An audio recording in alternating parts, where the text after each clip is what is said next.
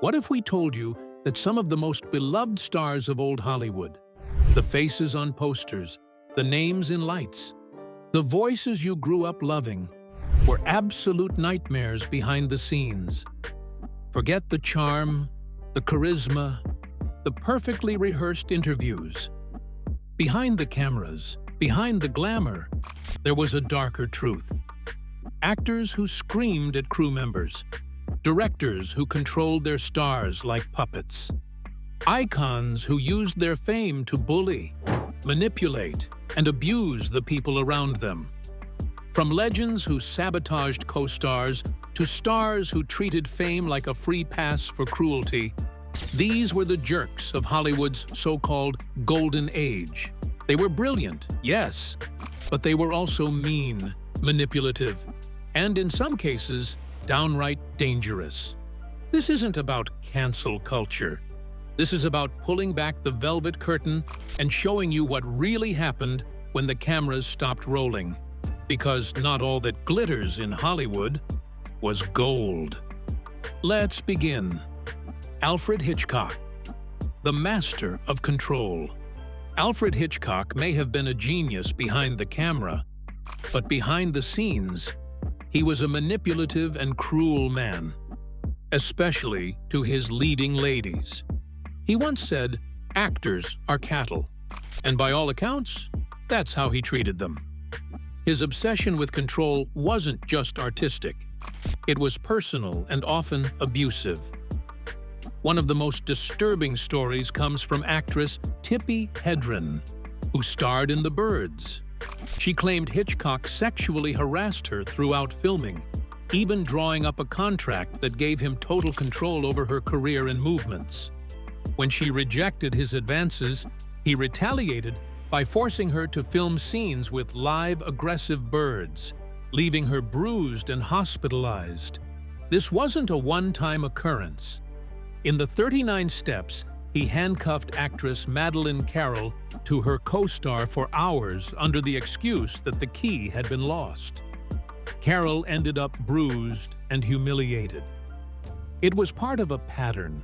He liked breaking his actresses down to shape the performance he wanted, regardless of the emotional damage it caused. Hitchcock's legacy as a filmmaker remains legendary, but his legacy as a man is far more complicated. His obsession with control crossed the line from professional to predatory. And while his films still influence directors today, his on-set behavior left scars that lasted much longer than any movie runtime.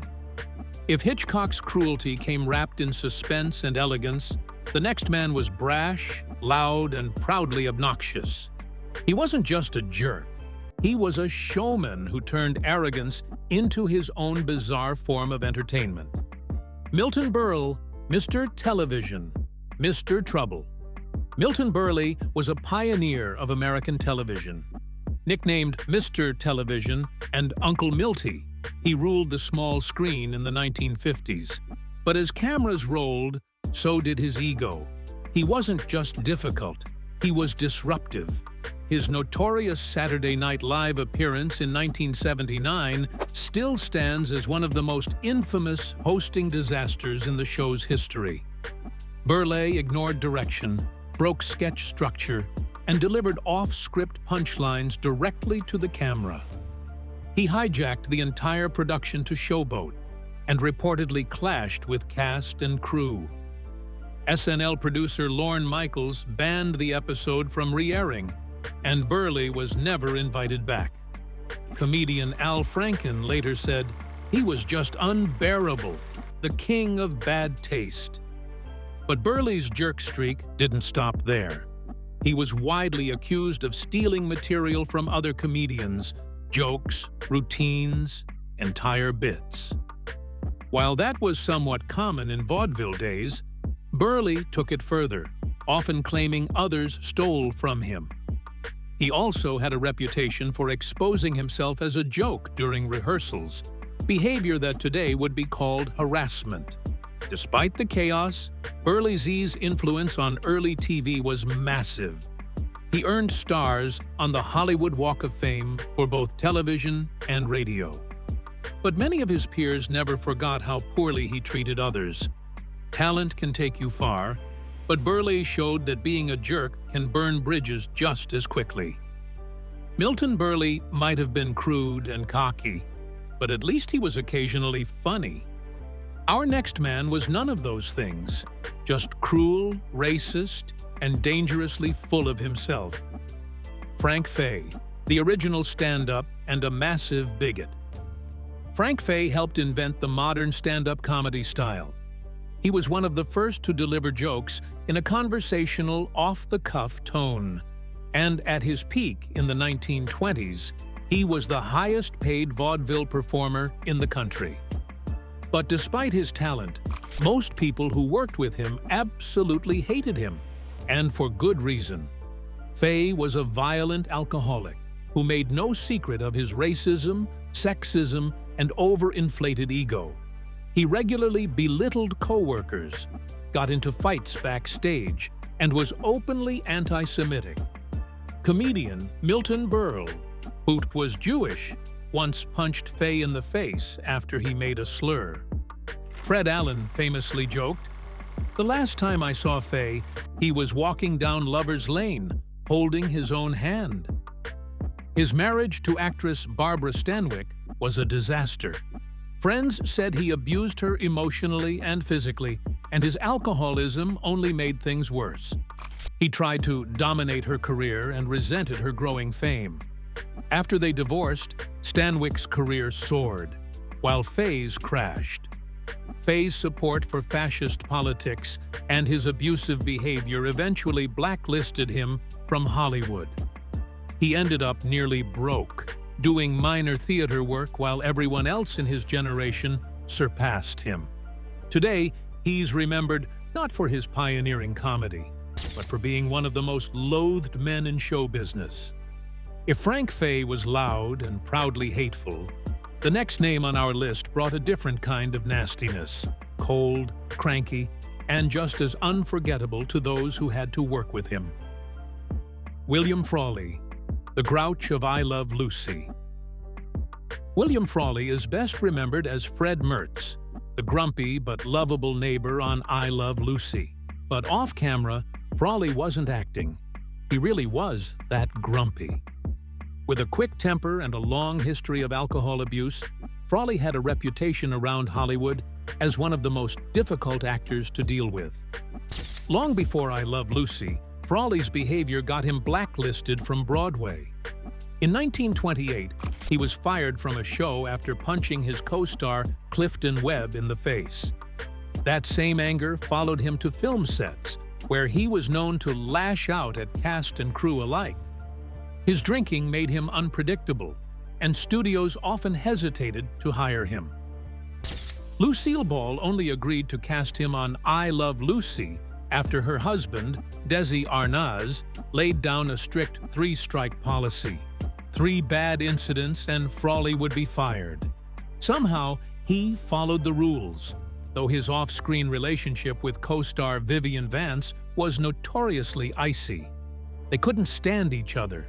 She once said she hated the idea of being married to someone who looked like he lived in a subway. Despite the tension, Frawley's performance was rock solid. He appeared in all 6 seasons and multiple spin-offs. But his cranky personality and sharp tongue never softened. He played gruff because he was gruff. And everyone in Hollywood knew that William Frawley was not a man to cross. Frawley's bad behavior was fueled by booze and bitterness. But the next man on our list turned cruelty into choreography, making even the happiest musical numbers a nightmare behind the scenes. Gene Kelly, the dancing tyrant. Gene Kelly dazzled audiences with his athletic grace and megawatt smile. But behind the scenes, he was a perfectionist who ruled his sets with an iron-tap shoe. While his films exuded charm and joy, working with him was anything but. For many, Kelly wasn't just demanding. He was downright demeaning. During Singin' in the Rain, Kelly was brutal toward 19-year-old Debbie Reynolds. She had no dance experience, and Kelly mocked her constantly during rehearsals. He pushed her to the brink, so much so that Fred Astaire once found her crying under a piano, her feet bleeding from hours of practice. Reynolds later said, "The two hardest things I ever did in my life were childbirth and making that movie." Kelly's behavior wasn't limited to Reynolds. Esther Williams, his co-star in Take Me Out to the Ball Game, described him as insecure and controlling. She was taller than him, so he made her slouch in scenes. Off camera, she called him a jerk, but he could dance. Kelly's pursuit of perfection made his choreography legendary, but it cost him many friendships and created a toxic work environment. He could be warm to fans, but colleagues often found him moody, competitive, and emotionally distant. Talent aside, he left behind more bruises than memories for many of his co-stars. If Kelly was cruel in the name of art, the next man didn't need an excuse. His bad attitude was the entire show, and he made sure everyone around him knew who was boss. Rudy Vallee, the voice with a vicious temper. Rudy Vallee became a household name in the 1920s and 30s with his dreamy voice and suave charm. He was one of the first pop singers to drive women wild, with crowds of screaming fans packing his live shows. But when the music stopped, Vallee's dark side came roaring to life, angry, aggressive, and full of himself. During his popular radio show, The Fleischmann's Yeast Hour, Vallee developed a reputation for being a tyrant behind the microphone. He was known to berate his orchestra in front of live audiences, using foul language and degrading insults. Stagehands and producers dreaded working with him. One crew member described the experience as walking on eggshells around a maniac with a baton. His temper wasn't just for show. Vallee once got into a fistfight with a pianist over a missed cue, and in another infamous incident, he reportedly assaulted a photographer at a press event. His explosive behavior made headlines, but his celebrity protected him, at least for a while. Despite his behavior, Vallee held enormous sway in the industry. He helped launch the careers of stars like Alice Faye and Frances Langford. But few who worked under him ever forgot the way he treated people. He wasn't just a diva, he was a dictator with a saxophone. From a musical madman to America's favorite TV sweetheart, our next entry might surprise you. She made us laugh, but behind the scenes, she wasn't always in on the joke.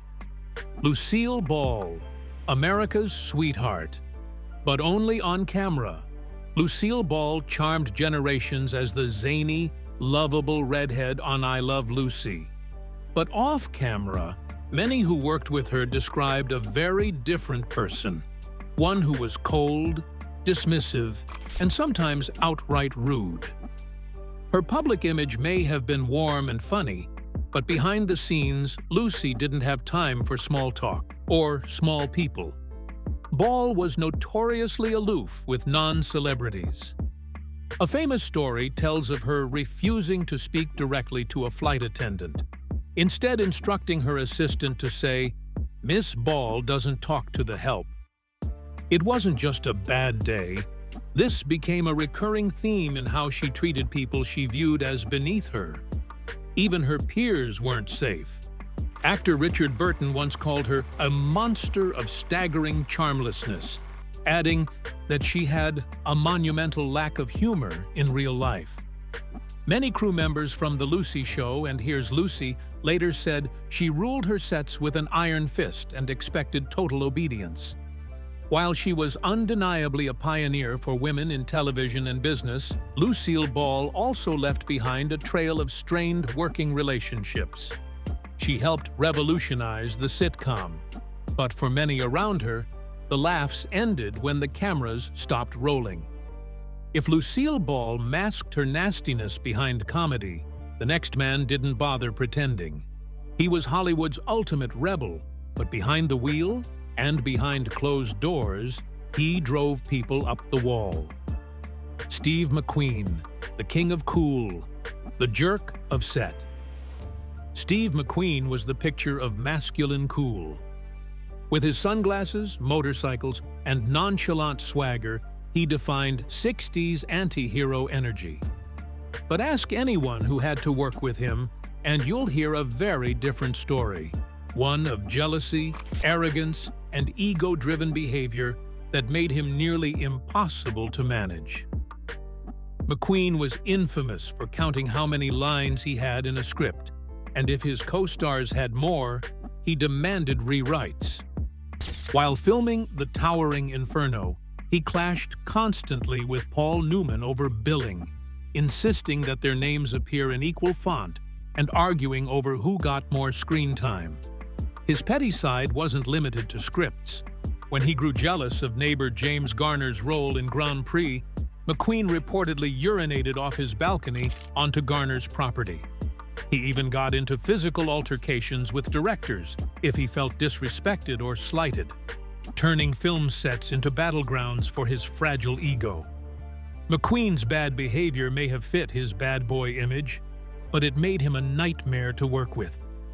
Cool doesn't always mean kind, and for Steve McQueen, rebellion came at the cost of professionalism and friendships. Steve McQueen may have played tough guys, but our next icon hid his darkest flaws behind a silent smile, charming audiences while leaving behind a deeply unsettling legacy. Charlie Chaplin, comedy's genius with a creepy private life. Charlie Chaplin was the most iconic face of silent film, beloved as the Tramp, admired for his comic brilliance. But while the world laughed at his movies, his personal life was anything but funny. Behind the bowler hat and slapstick genius was a man surrounded by disturbing allegations and inappropriate relationships. Chaplin had a habit of marrying teenage girls. His second wife, Lita Gray, was just 15 when they wed. He was 35. Their divorce was explosive, with Gray accusing him of controlling, abusive behavior. Earlier, he married Mildred Harris at 16. His third and fourth wives were also significantly younger, sparking public concern over his obsession with very young women. He was later accused of sexual misconduct, most notably in a paternity suit with actress Joan Barry, which led to a highly publicized trial. Though blood tests indicated he wasn't the father, the judge ruled against him anyway. Rumors of predatory behavior haunted him throughout his later years. Chaplin was eventually barred from re-entering the U.S. due to his leftist political views and unresolved legal scandals.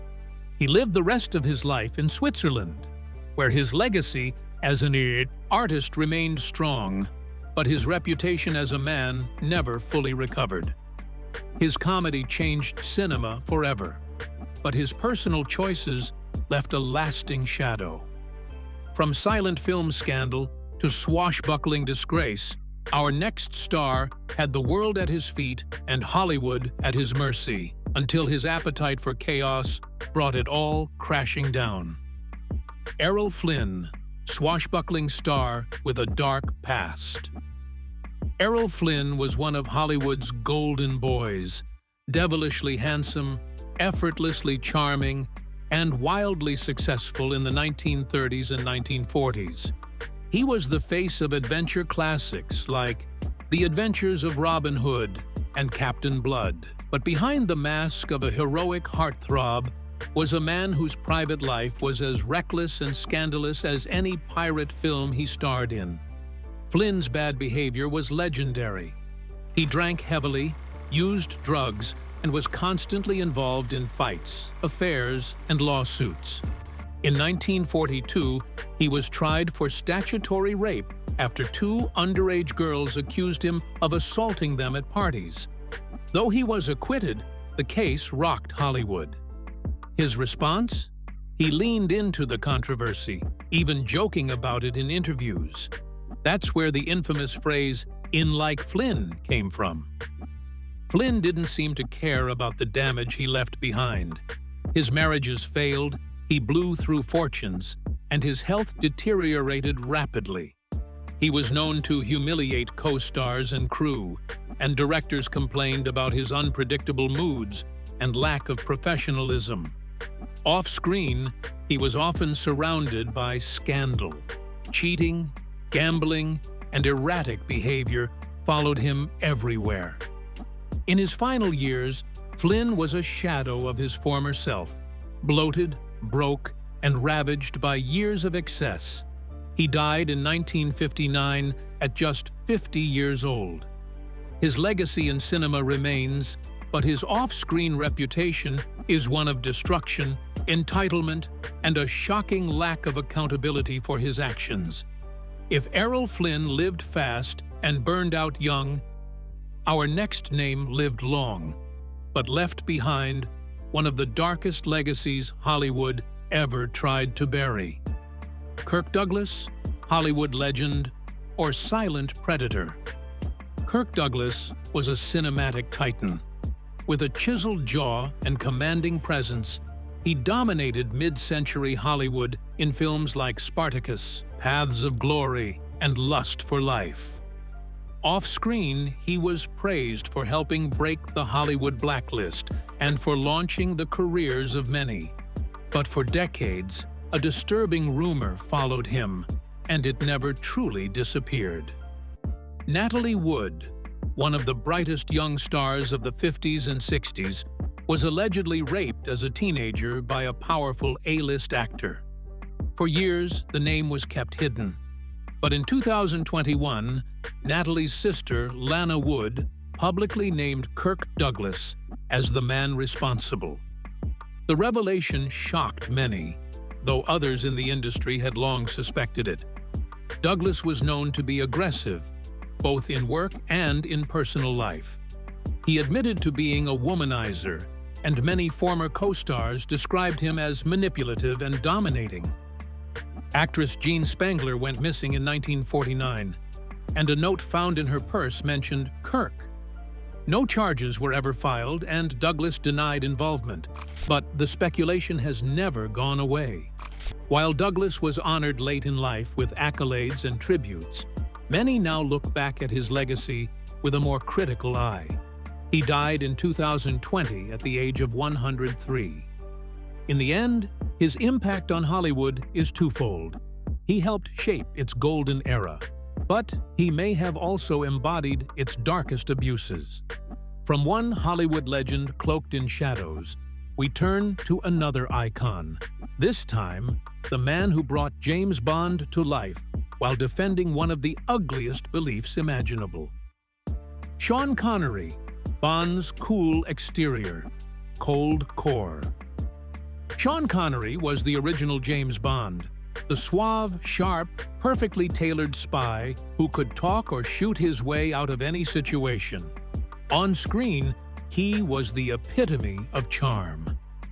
Off-screen, though, Connery's attitude toward women and people in general was far less refined and far more disturbing.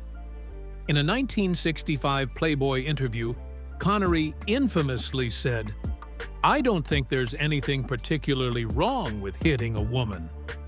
When given the chance to walk it back decades later in a Barbara Walters interview, he doubled down. "I haven't changed my opinion." The comments sparked global outrage, but Connery never apologized. For many, that statement defined who he really was beneath the tuxedo. Connery was also known to be difficult on set. He clashed with directors, stormed off productions, and made demands that strained budgets and patience alike. His co-stars described him as temperamental, proud, and at times cold. Though his work in films like The Untouchables and The Hunt for Red October won him awards, working with him wasn't always smooth sailing. Even off the set, his arrogance showed. He once said he didn't attend fan events because they're for people who have nothing better to do. While he was often hailed as a private man, others saw that privacy as elitism.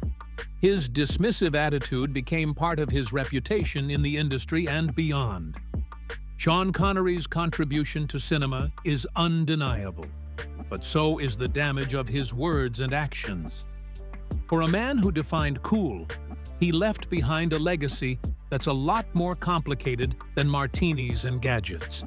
From a man who wanted his name first on the poster to one who demanded total control of every room he walked into, the next jerk on our list didn't need a license to kill. He just killed the vibe. Kiefer Sutherland, the intensity that pushed too far. Kiefer Sutherland made his name playing Jack Bauer on 24, the relentless counter-terrorism agent who always got the job done, usually by yelling, threatening, or bending the rules. Unfortunately, those same behaviors reportedly followed Sutherland off-screen, where co-stars and crew members had very different things to say about the Emmy-winning actor. In 2014, Freddie Prinze Jr., who appeared on 24, didn't hold back in an interview with ABC News.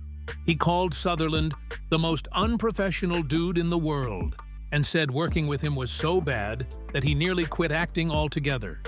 Prince claimed many others on set shared the same opinion, but were afraid to speak up. Sutherland was also accused of being erratic and temperamental during filming. Actress Shohreh Aghdashloo, who played a major antagonist on 24, hinted that her early exit from the show was partly due to on-set tension with Sutherland. She described him as angry and difficult, adding that the production atmosphere changed dramatically when he was around. His alleged behavior wasn't limited to TV. Sutherland has been arrested multiple times for DUI and bar fights. He's smashed hotel windows and been banned from certain venues. Though he often apologized publicly, many insiders say the real issue was never addressed: his need to dominate the set, no matter who it alienated. While Sutherland remains a respected actor, especially for his intensity and commitment, the stories surrounding his behavior serve as a cautionary tale. Sometimes the passion that fuels great performances can also burn everyone around you. Kiefer Sutherland's rage may have been simmering under the surface, but our next jerk was an ice-cold wall. Even his co-stars said working with him felt like walking into a storm, one you could never predict. Tommy Lee Jones, the genius who didn't want to be there. Tommy Lee Jones has given some of the most commanding performances in modern cinema. From The Fugitive to No Country for Old Men, he radiates power and control. But according to many who've worked with him, that same intensity often translates into coldness, sarcasm, and flat-out contempt. Jones is known for being unfriendly toward fans and borderline hostile with the press. He rarely signs autographs, avoids small talk, and often shuts down interviewers with icy replies. During one particularly awkward junket, a reporter nervously asked about Jones's process, and he replied with a deadpan stare. "That's none of your business." End of interview. He's not much warmer on set. Jim Carrey, who worked with Jones on Batman Forever, recounted a painfully awkward encounter. Carrey said, "I walked up to say hi, and he got up, shook my hand, and said, 'I hate you. I really don't like you. I cannot sanction your buffoonery.'" Despite being co-stars, the two barely spoke during filming. Jones has also clashed with directors. Joel Schumacher, who directed Batman Forever, said Jones was brilliant but moody, adding that his unpredictability made every day a gamble. While some admire his no-nonsense approach, others say it created a toxic, stifling environment.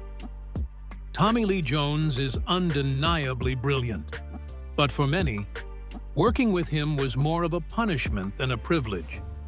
His genius may have lit up the screen, but it often froze everyone else in its shadow. If Tommy Lee Jones was cold and combative, our next jerk was pure chaos, demanding, dangerous, and totally unpredictable. And this time, the villain wasn't just metaphorical. Faye Dunaway, the diva who broke every rule. Faye Dunaway is a legend of the screen. From Bonnie and Clyde to Chinatown to Network, her filmography is stacked with classics. But for many of her co-stars and crews, working with her was more horror story than Hollywood dream. Dunaway wasn't just difficult, she was infamous. She was fired from the Broadway-bound play Tea at 5 for creating what producers called a dangerous and hostile environment. Reports included slapping crew members, throwing objects, and refusing to rehearse. It wasn't a one-off. According to insiders, Dunaway's tantrums were so severe that entire teams of workers quit rather than deal with her behavior. Actress Rutanya Alda, who played opposite Dunaway in Mommy Dearest, recalled being slapped hard during scenes where only a staged hit was required. She didn't pull her punches, Alda said. She took her rage out on people. Crew members said Dunaway would stay in character as Joan Crawford, even when the cameras weren't rolling, making life on set tense and unpredictable. Her eccentric habits became infamous. On one set, she reportedly urinated in trash cans and refused to flush toilets in her dressing room. The Teamsters called in to clean eventually walked off the job in protest. She once even threw a cup of urine at Roman Polanski for denying her a bathroom break while shooting Chinatown. Later in life, Dunaway acknowledged being diagnosed with bipolar disorder and expressed regret for some of her past actions. But for many, the damage had already been done. Her legacy remains complicated. A brilliant actress whose off-screen behavior burned bridges as fast as her talent built them. From slapped co-stars to stunned crews, Dunaway's legacy leaves scorched earth in its wake. But the next name on our list? His legacy isn't just controversial, it's criminal. Steven Seagal, the action star. Nobody wanted to work with Steven Seagal's rise to fame in the late 80s and 90s was quick and explosive. With hits like Under Siege and Hard to Kill, he carved a niche as the stoic martial arts action hero. But behind the camera, Seagal developed a reputation as one of the most difficult, arrogant, and dangerous personalities in the business. One of the most notorious stories comes from actor John Leguizamo. During rehearsals for Executive Decision, Seagal reportedly slammed Leguizamo against a wall simply for laughing at one of his on-set commands. He comes in and says, "I'm in command. What I say is law," Leguizamo recalled. "I started laughing, and he took me down." That wasn't acting. It was pure aggression. Seagal has also been accused by multiple actresses of inappropriate and predatory behavior during auditions. Jenny McCarthy, Juliana Margulies, Portia de Rossi, and Regina Simons all came forward with stories of harassment. In one case, Seagal allegedly brought a gun to a private audition and locked the door. His abuse of power left lasting damage on the women involved. Beyond the legal and personal controversies, Seagal's overall attitude made him nearly unworkable. He refused to follow scripts, gave unsolicited direction to cast and crew, and often claimed to be a CIA operative, an assertion widely mocked. His delusions of grandeur were so pronounced that former colleagues described him as impossible to direct and impossible to reason with. Despite a loyal cult fan base and a long career in low-budget action films, Seagal's Hollywood reputation never recovered. Today, he's more likely to make headlines for his political stunts or bizarre interviews than his film work. For many, his legacy isn't his martial arts, but the damage he left behind. If Steven Seagal bullied and manipulated his way through movie sets, the next actor on our list took self-destruction to new heights, ruining careers, productions, and nearly himself in the process. Val Kilmer, a talent, overshadowed by turmoil. Val Kilmer had it all. Good looks, serious acting chops, and a string of iconic roles in the 90s. From Top Gun to The Doors to Heat, he looked like the next big thing.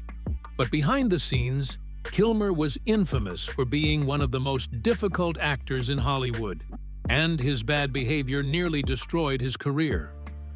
Director Joel Schumacher, who worked with Kilmer on Batman Forever, didn't mince words. He called Kilmer childish and impossible, saying the actor fought with everyone, co-stars, crew, even the director himself. Schumacher added, "We were 2 weeks into filming, and he was already making life hell." The stories didn't stop there. Actress Caitlin O'Heaney, who auditioned for The Doors, alleged that Kilmer physically assaulted her during a pre-production meeting. She claimed that he hit her in the face and threw her to the ground while Oliver Stone watched and laughed. O'Heaney was later paid a settlement of $2,045 to stay quiet. Even when Kilmer wasn't violent, he was disruptive. On the set of The Island of Dr. Moreau, director John Frankenheimer declared, "I don't like Val Kilmer, and I don't want to be associated with him ever again." Kilmer reportedly refused to come out of his trailer, rewrote lines, and even used a laser pointer to distract other actors during takes. Despite his undeniable talent, Kilmer's reputation became a liability. As stories of his behavior spread, studios stopped calling. His career slowed, and roles dried up. In later interviews, Kilmer reflected on his past but rarely took full accountability. Though he later battled serious illness and gained sympathy, the damage to his professional image had already been done.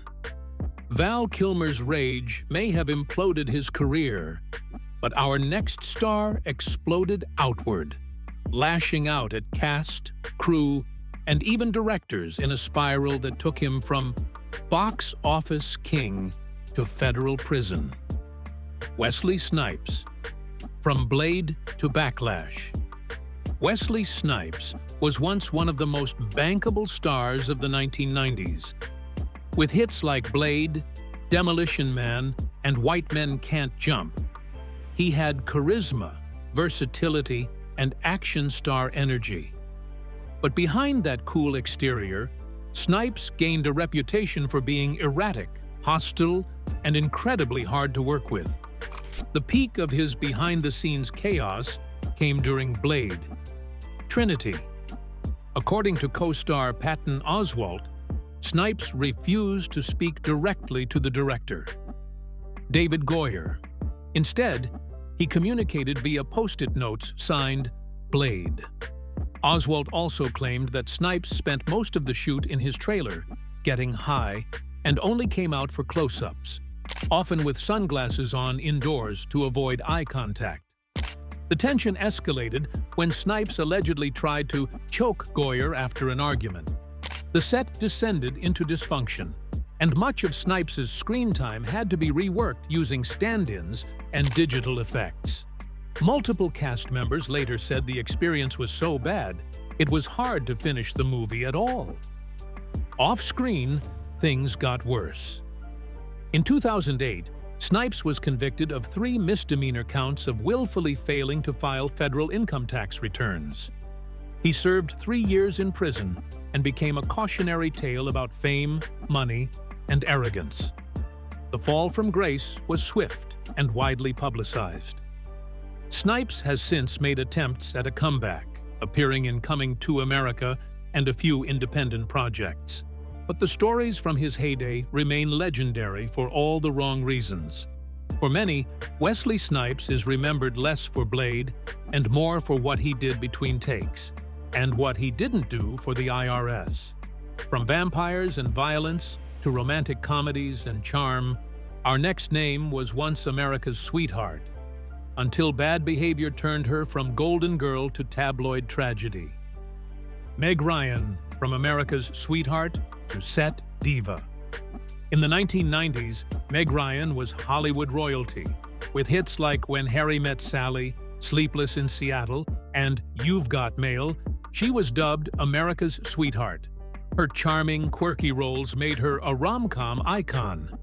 But as the cameras stopped rolling and the spotlight dimmed, stories began to emerge that painted a very different picture. Ryan's downfall began publicly during the 2000 production of Proof of Life. While working on the film, she began an affair with co-star Russell Crowe, despite still being married to Dennis Quaid. The scandal didn't just rock her personal life, it began to shift how audiences and studios viewed her. Her wholesome image cracked, and roles began to dry up almost overnight. On set, Ryan reportedly became increasingly difficult to work with. Crew members said she demanded special treatment, isolated herself from others, and reacted coldly when things didn't go her way.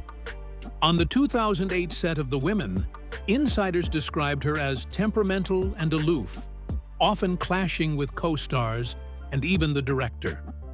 Her shift in public persona, from bubbly girl next door to frosty diva, was jarring. Actress Marianne Jean-Baptiste once noted that Ryan had zero interest in camaraderie or collaboration. Over time, many in the industry began to see her not just as distant, but as entitled, someone used to getting her way and unwilling to compromise. Though Ryan has taken steps back from acting in recent years, her fall from grace remains a cautionary tale. She had the world's affection and lost it not through scandal alone, but through a reputation for treating people poorly once the adoration faded. Meg Ryan's decline was slow, personal, and painful. But our final entry proves that you don't have to be loud, wild, or angry to earn a reputation as one of Hollywood's biggest jerks.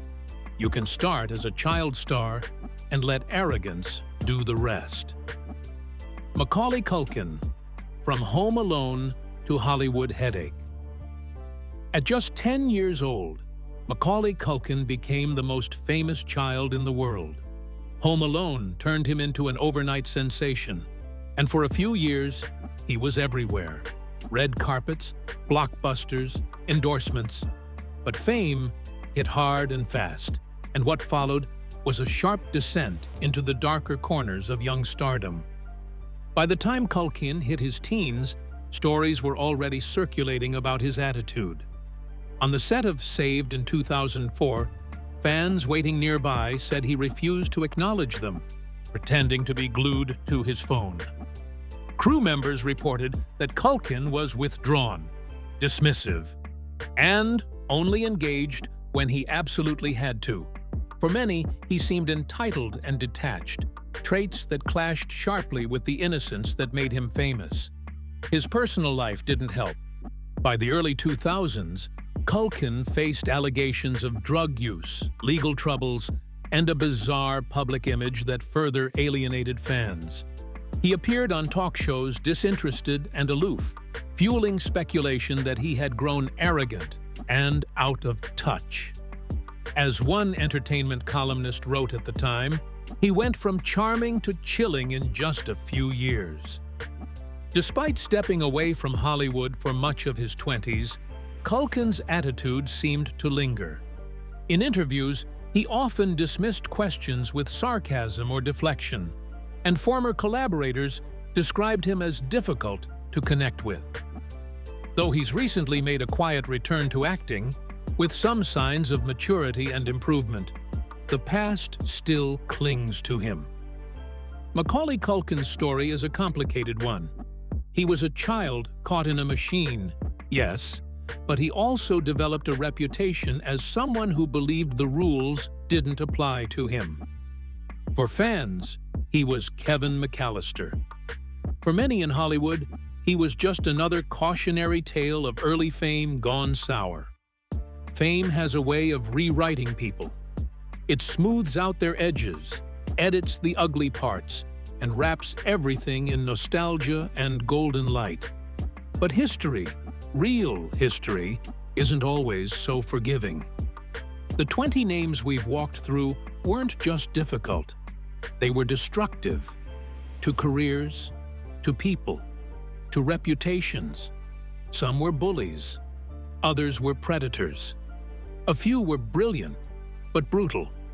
And all of them left behind a legacy that's more complicated than their film credits suggest. This video isn't about tearing down legends. It's about understanding that talent doesn't excuse cruelty, that fame doesn't equal character, and that for every great performance we remember, there might be a trail of mistreatment that never made it to the screen. Hollywood has always been built on illusion, smoke, mirrors, perfect lighting. But the truth? It lives in the stories whispered by cast members, crew, and co-stars who were there when the mask slipped. So next time you revisit an old classic, remember, the performance may be perfect, but the person behind it might have been far from it. Because in the end, Hollywood's biggest jerks didn't just play villains, they were them.